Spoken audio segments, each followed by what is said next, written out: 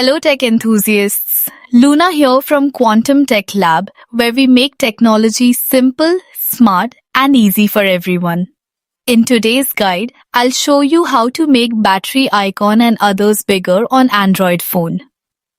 If your status bar icons, shade as text or buttons feel too small to see comfortably, this method can help improve visibility and make your phone easier to use.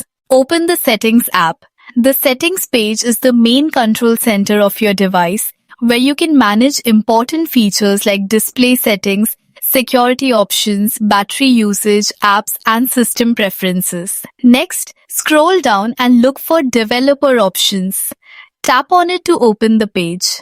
If you cannot see developer options in your settings, you will need to enable it first. To do that, go to About Phone, find the build number and tap it several times until a message appears saying that developer options has been enabled.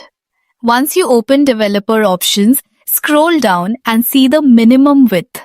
Tap on this option. A small box will appear where you can change the number value. Now type 320 and save the setting. After applying this value, your phone's interface will automatically adjust, making the battery icon, status bar icons, and other screen elements appear larger and easier to read. Thanks for watching Quantum Tech Lab and stay tuned for more useful tech tips and tutorials.